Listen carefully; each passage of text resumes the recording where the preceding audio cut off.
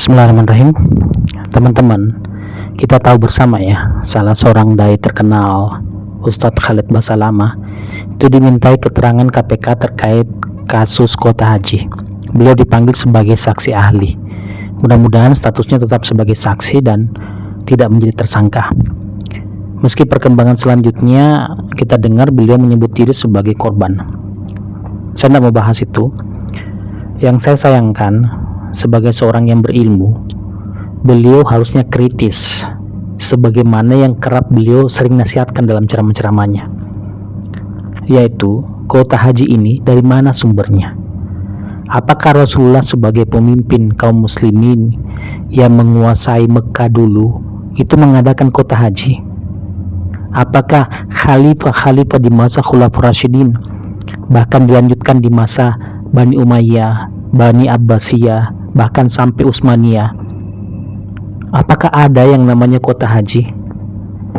Bahwa jamaah dari Yaman kuotanya segini, dari Suriah segini, dari Mesir, dari Persia, dari Istanbul, dari Spanyol, sampai dari timur jauh, ada aturan kota-kota yang ditetapkan?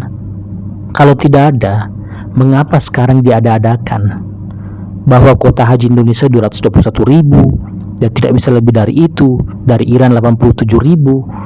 Apakah Rasul dan Khalifah dari sahabat Nabi pernah menetapkan demikian?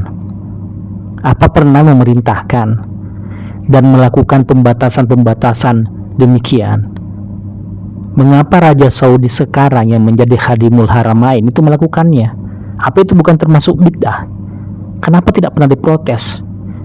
Kalau Anda mengatakan, ya kondisinya sekarang berbeda, jumlah populasi manusia sangat berbeda dengan dulu.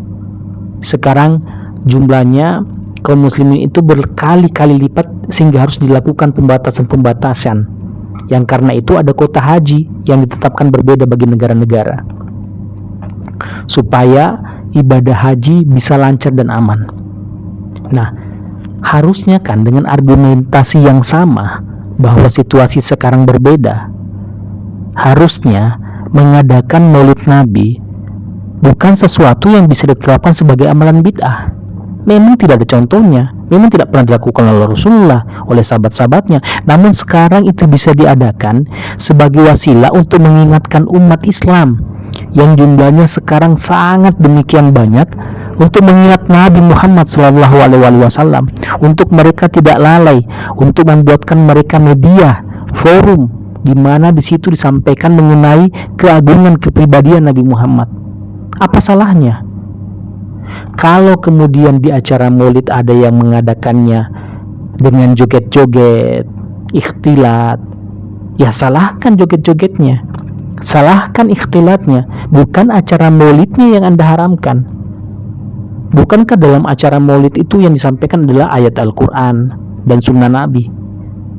Tidak ada syariat yang diubah. Tidak kemudian di acara maulid itu disampaikan sholat subuh 5 rakaat. Sebab acara maulid itu hanya sarana, hanya wasilah. Sebagaimana kuota haji diadakan agar pelaksanaan haji bisa lebih teratur, bahwa yang datang adalah yang terdaftar sebagai warga negara yang legal, memiliki paspor, visa, kartu kesehatan, asuransi, dan aturan administratif lainnya yang dulu itu tidak pernah ada dan baru diadakan di masa modern ini. Harusnya kan itu bisa disebut sebagai bid'ah juga, dan harusnya itu ditolak oleh Ustadz Khalid Basalamah sebab tidak ada contohnya. Kalau membantah, oh itu semua kan bukan syariat, hanya mekanisme. Lah, memangnya yang mengadakan peringatan Maulid Nabi meyakini itu syariat? Itu juga adalah mekanisme yang diada-adakan untuk umat Islam mendapat panggilan. Yuk, mari duduk bersama, kita perbaharui keimanan kita kepada Nabi Muhammad.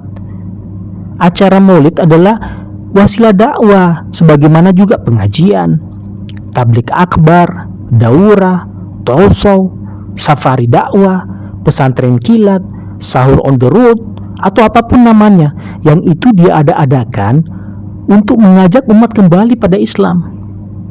Benar tidak?